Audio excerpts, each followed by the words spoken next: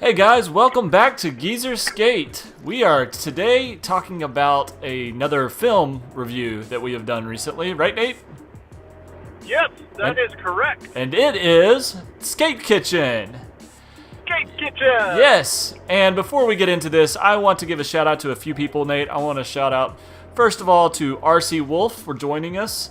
At least RC Wolf joined us last time, so hopefully we'll see RC back in here tonight. Hey, RC! Yep, want to say what's up to Crystal Burns. Hopefully Crystal's back in here with us tonight. Want to say another shout out to Carl Beatty. He commented on our trailer reaction. And Yes, hey, Carl. Yep, we'll get into that, and I'll read that here in a few minutes. And there's somebody else. Austin Makes Stuff and Dan from Life Meets Family and all of Life Meets Family. What's up, guys? Love you guys. You guys are awesome.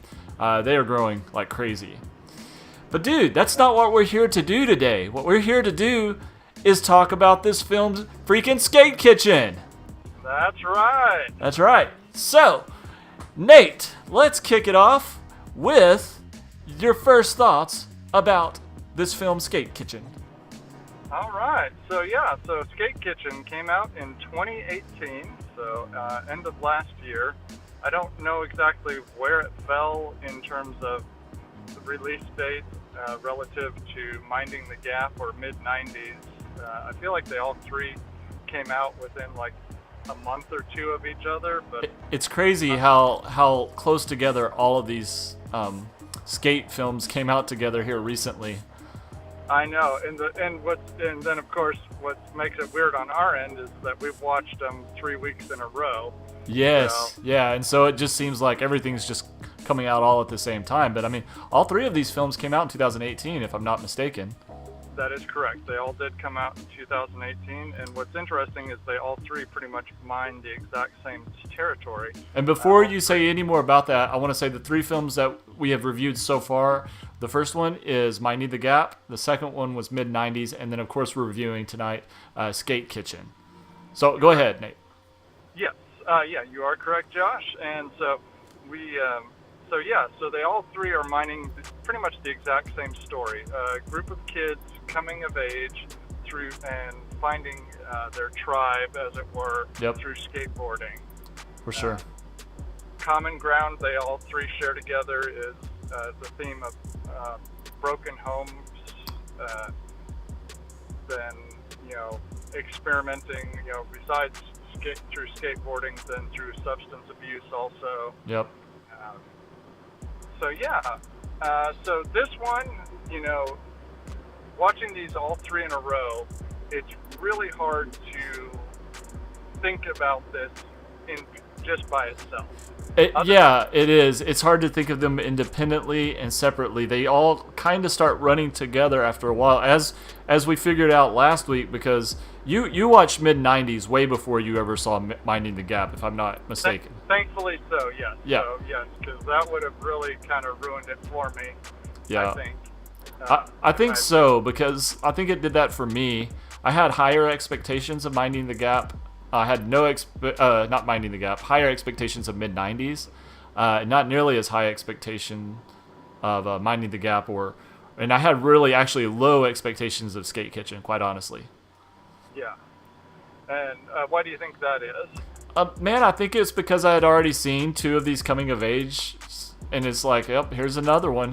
Here's another story like that. But the difference there is that it was a group of females, and I've got to be honest with you, and I'll go ahead and state my opinion about this, because I think my expectations were low. It actually turned out to be better than I expected it to be, and that's just Cool. from my point of view. Awesome. Well, that's cool. So for me, the thing, because I knew just a little bit about it before I watched it. Yep. Because I follow Rochelle Vinberg on Instagram. So Yes, I've we seen, do. her posts about the whole experience leading up to the release of the film and then even afterwards. So I feel like I kind of knew something about it. That's Camille, right? The girl who's Camille? Camille, yeah. Yeah, and before we get too far into this, this will not be spoiler-free. So if you're interested in a spoiler-free version, this is not it. Because we're going to talk about this film in depth. So, there was definitely elements I liked a lot about it, but I don't know if it's just a bit of fatigue setting in from, this, just kind of mainlining 3 films that all share the same, roughly storyline. Yeah. That I was just like, I was hoping for something a little more. And I think that's the mistake I didn't make, is hope for more. And again, it's not looking at this standalone. It's looking at this as a big picture with all of these coming of age type films, like you mentioned.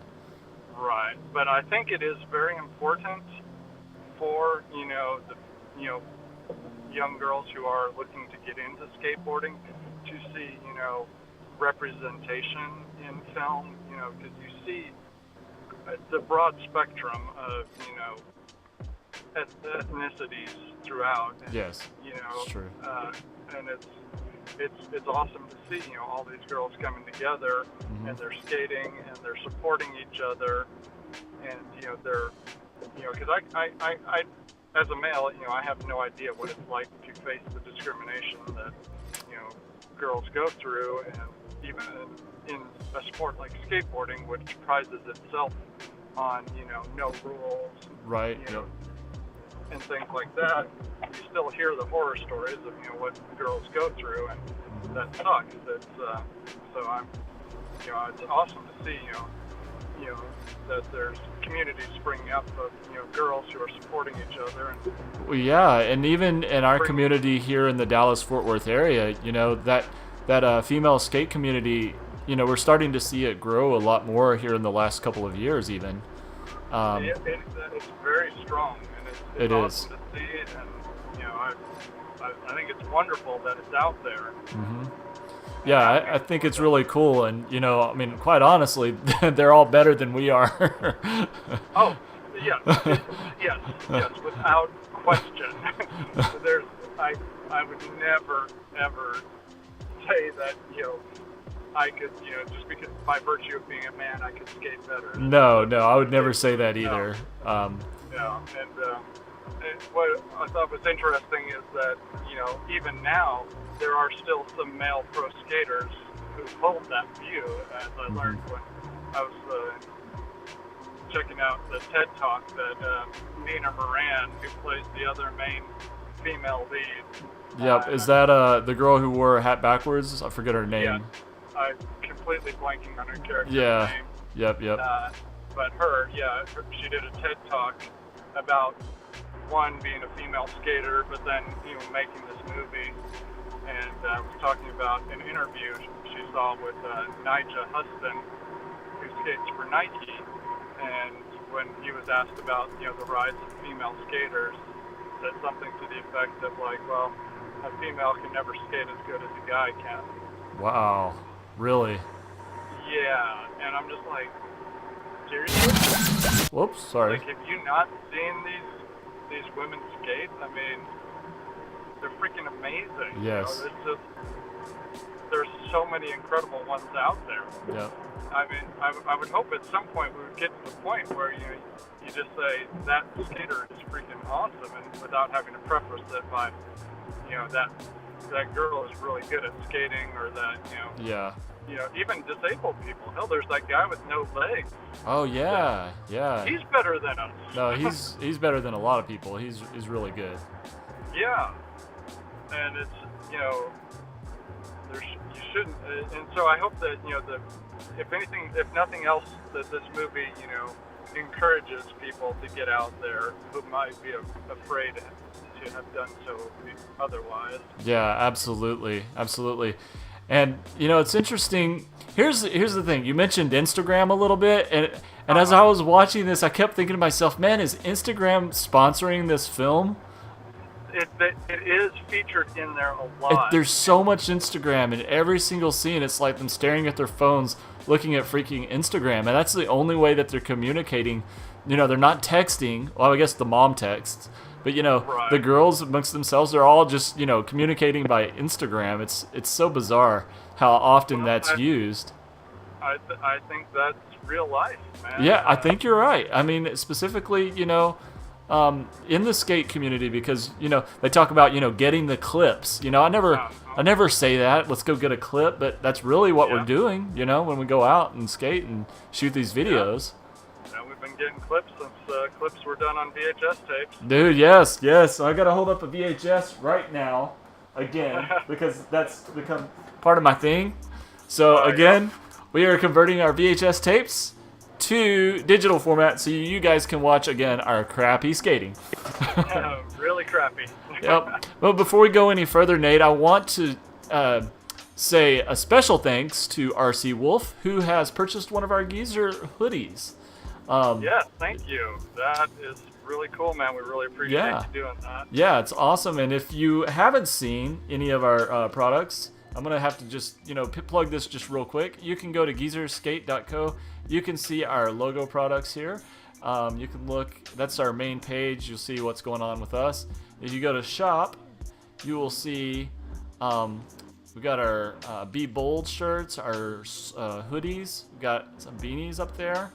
And then a bunch of t-shirts, just various colors and such. We're going to be updating this soon. Now here's what's missing, guys. I'm going to show you this real quick. What's missing right now is our hats. And the reason our hats or our caps are missing is because, let me see if I'm going to take my headphones off here for a sec, Nate. Okay.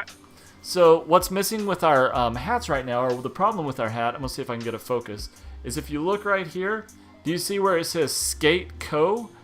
at the bottom? That is poorly done, and we're having to have that redone so that it works properly. So anyway, if you're interested in that, definitely check out geezerskate.co, and yeah, anyway, just hit us up on Instagram, say hello. There are a lot of people wanting to skate with us too, Nate. Speaking of Instagram. Yeah, I noticed that. That's really cool.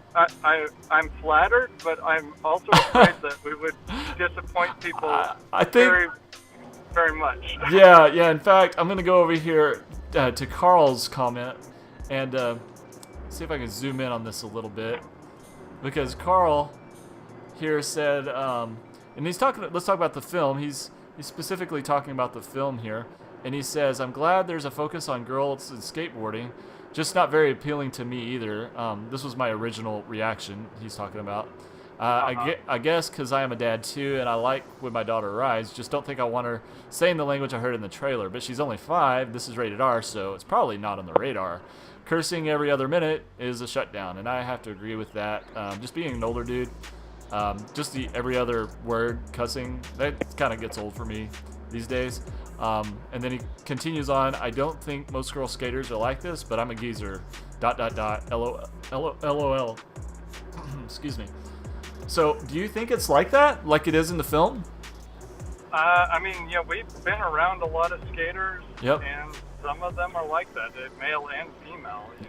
I've heard a number, a number of age ranges, from young to pretty old, our age and older, Mm-hmm. who just, just like, and it's interesting, because, when we were growing up, back in the 90s when we were doing this heavily, Yeah.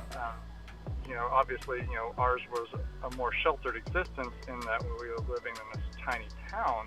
Yes. Yes. So True. we were definitely not exposed to that. And, even those people who did swear Mm-hmm. did not do it that much. No, it wasn't harsh. It wasn't. I say harsh. It wasn't as strong. And it wasn't like a constant barrage. That's true. I guess that's the way. And again, it's probably just where we were versus New York, which I would think Right. it would be very much like that. Yeah, I'm sure this is very accurate to the way Mm-hmm. kids talk now, or Yeah. or it's certainly accurate to the way kids are portrayed now, because you can't watch any kind of show that prides itself on being realistic without them just using all these words and Yeah. graphic depictions of other stuff. And it's interesting to me because, one, I wonder what kind of long shelf life these kind of things will have, compared to other like think about the entertainment we had when we were kids. Yes, yes. The skate movies or skate videos and things where that kind of stuff wasn't portrayed so openly. No, not at all. There were other things portrayed, just not so much that. I mean, you thought the '90s were hardcore, but no, not really. When you look back at it, not even close. Yeah. But you also you see there's a lot of things that still hold up. Oh and yeah. And you can watch them with a good cross section of people without feeling uncomfortable. Right. Whereas, Yeah. This or mid '90s or even Finding the Gap, you kind of wonder 10, 20 years or 30 years from now, are will they hold up the way that something else did that came out in the '90s, that came out in the '80s. Yeah, you're right. And I know we've kind of gotten off track, talking about the film. This is just all related. But I'd like to get back to the film a little bit, Nate. And let's talk about how accepting the girls who were skating were of Camille whenever she shows up. That was yeah. So I kind of see it being a lot like that, man. I mean, in the skate community in general, and I would think it would be even more so like that with girls, or the female. What do you think about that? No, I think that's awesome. And so one of the things I learned, about this film is that it's in large part based upon Rochelle and Nina's relationship and actual skate kitchen that they created. So what? Go ahead. Is an actual community of female skaters in New York City. So any thoughts on how they came up with this name, Skate Kitchen? Because I don't like the name personally, just hearing it, but if I have it in context, maybe it would make more sense for me. So they created the name as to kind of take back the idea or the long-standing idea that a woman's place is in the kitchen. Okay, that makes sense, and I can respect that. So they're making it a woman's place is in the skate kitchen now. Yeah, I totally can respect that. I see what they're doing there, and I like that. So, actually circling back to your theory that Instagram. Wait, kind of lost you there. Say that again, Nate. Hold on just a second. Hold on, let's see if we can get you back here, Nate. We're kind of losing you. All right, are you still there, buddy? Is Nate still there? Have we lost Nate? There is a possibility that we have lost Nate. Let's see if we can get Nate back on the line. Nate, talk if you're around. Can you talk? Are you there? Can you talk? He may or may not be talking right now, but I cannot hear him. What I'm going to do, Nate, is I'm going to hang up on you. Oh, wait. I'm starting to hear something come in. Yeah. Okay. All right. Okay. So you were talking about Instagram. Let's hear what you had to say about that. Oh, lost him again. Here's what I want you to do, Nate. I want you to hang up and call me right back, and let's see if we can get you back online. All right, buddy? All right. So hopefully that's what he's doing. All right. We're hanging up on Nate. So yeah, Skate Kitchen. I thought it was a pretty decent film because, again, I had low expectations. Let's see if he's calling me back here. I had low expectations, and hopefully Nate answers because he's the brains behind this thing. Everyone, Nate has left the call. He will be back here in just a minute. Let's see if he calls me here in just a moment. Okay, he is calling. Let's see if we can get him back on the line. Nate, do we have you on the line? Yes, I'm here. Okay, good. Can you yeah, you're kind of breaking up here and there a little bit, and I'm not sure why that is. If this were a live stream, I could make a bunch of excuses, but it's not a live stream. It's going to be a premiere, but I'm not cutting all this. I'm keeping all of this because I love you guys, and I want you to see what it's like when we just shoot straight, keeping it raw and real. And Nate, if you're having problems talking and I'm not responding to you, go ahead and hang up, and then I guess try to call me again. Let's see if we can get you back on the line. So we're going to do that again.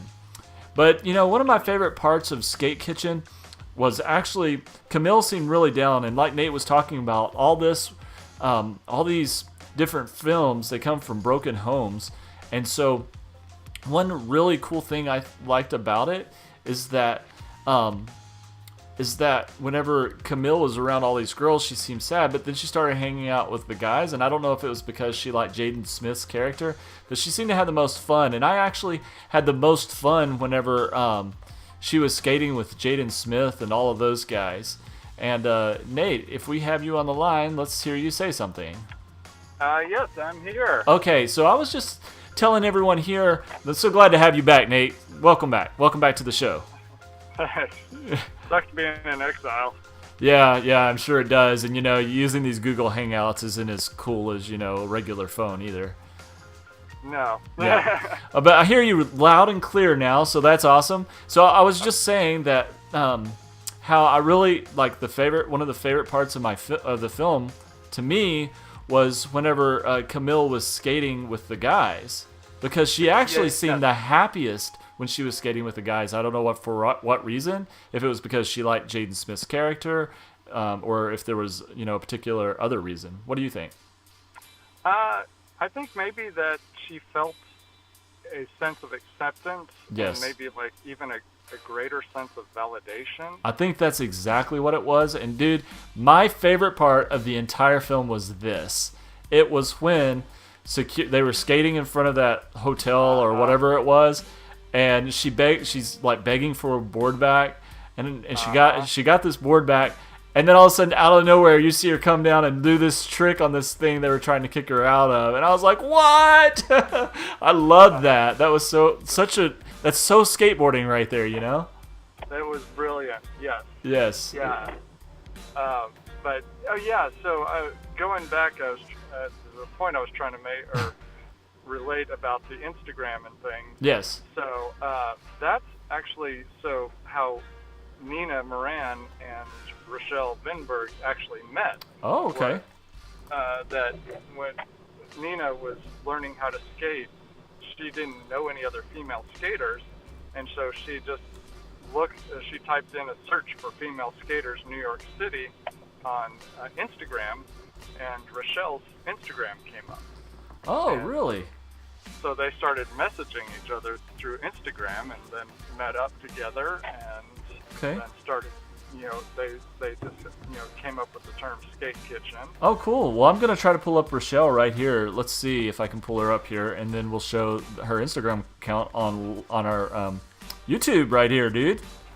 So it's just Rochelle, huh? Rochelle Vinberg. There it is. Yeah. Okay, so let's see if I can pull it up. Hold on. Okay. Okay, here we go. We have her Instagram account up, and look at all those clips, guys. Check it out. So what I thought was interesting then, once I learned, though, even if it's filmed, it still kind of plays out a bit like a documentary in that, it's heavily influenced by their actual experience. So I'd be curious to know, what other scenes in the film came as a direct, result of real life.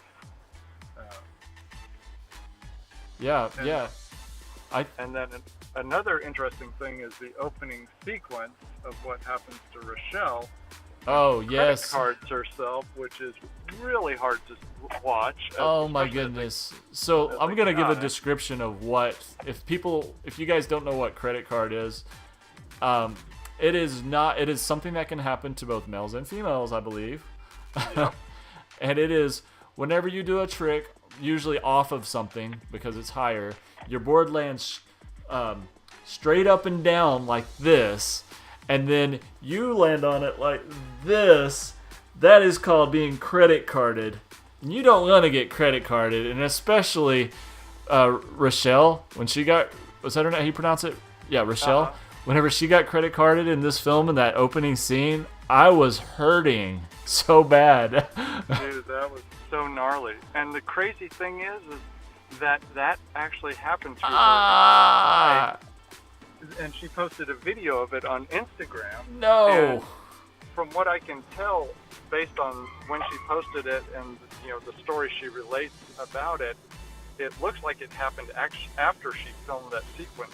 Oh, are you kidding me? So like she did that for the movie. It was a stunt, and obviously she didn't hurt herself. Right. But then in real life, skating on her own, she did it. Wow. And she was like, it freaked her out so bad as to actually have to live through that. And then she said it took months before she could skate again. Oh my gosh, that is so insane. I'm sure it did. And how crazy is that she did it for the film and then it happened afterwards. It's not like she was, like they were playing on, what's happened to her. So it's almost like, it was like a self-fulfilling prophecy there. Now, I mean, I could be completely wrong. It could have happened before, but from what I could tell, it looked like it happened afterwards. Rochelle, if you're out there, we really would love to know, like, how that happened, which one happened first. So sorry that happened to you. That we hurt for you. That actually happened to you. The film, it hurt me, but, knowing the fact that really happened to you, oh my gosh, that's so painful, and I can't even imagine what that was like. No, I can't either, and I hurt for her having gone through that, and yeah, it sucks. Oh my God, it's horrible. But yeah, so knowing that it kind of plays out like a semi-autobiographical, but it's still a work of fiction too. How did you like the fact that it's a scripted film, but it's shot to look like a documentary?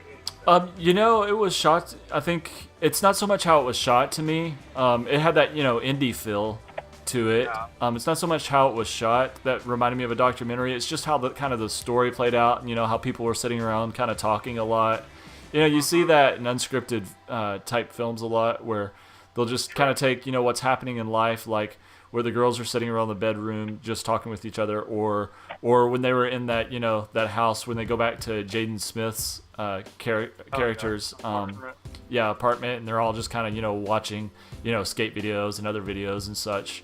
That's what made me think documentary, because nobody's really in a scripted film, you're not going to see a lot of that, I don't think, typically. So I think it was the way the story and the direction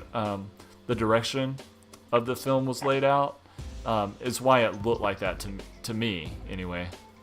Yeah, and I kind of wonder, again, with mid 90s having come out in the same year, because that was again something that kind of felt like a documentary too.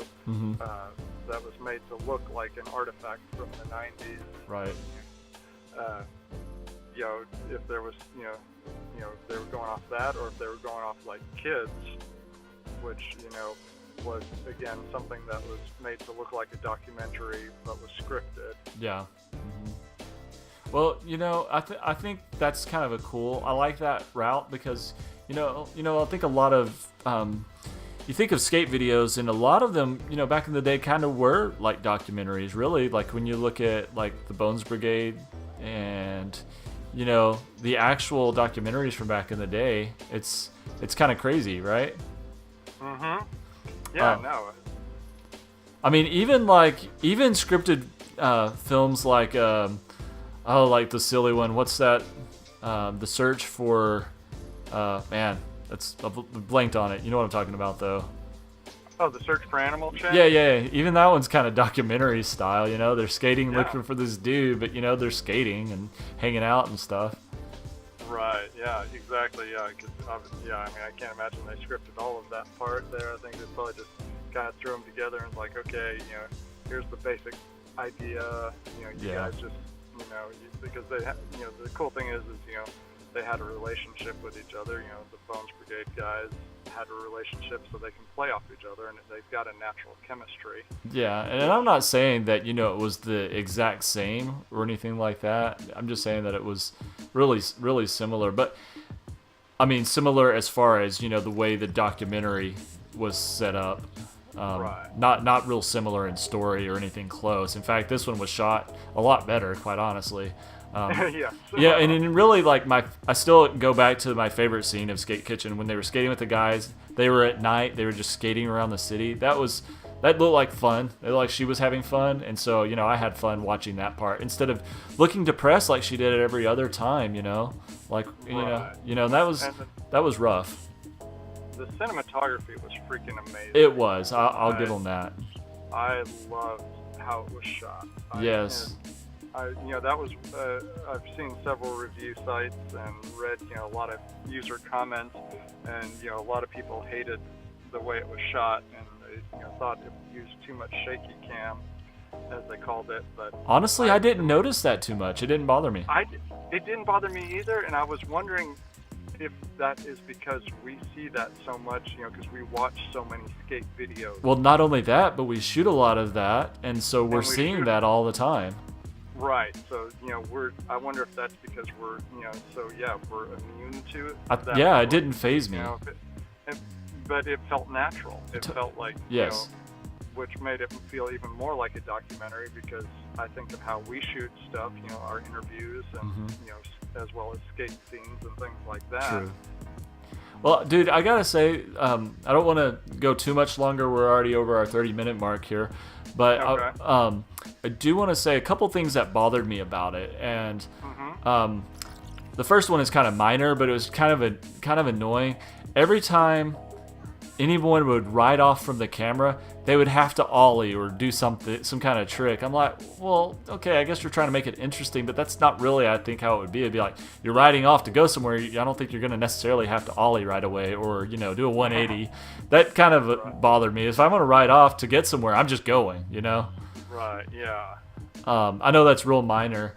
And the other thing that bothered me about the film was the story. Like, everything was leading up to this big dramatic moment, right? Mm-hmm. And this big dramatic moment, she lost her friends, and because of this guy, Jaden Smith's character, it was just like, and it happened just like that. And you could snap your finger. It's like, oh, there your good friends go. It wasn't like, let's talk it out or anything. It's like, there your friends go. And then she sends them a message through Instagram, of course, and there you go. You have your friends back. I was like, okay, that's... that was my big problem with it too. Was it really? Yeah, and also, just the fact that, a guy broke them up. Yes.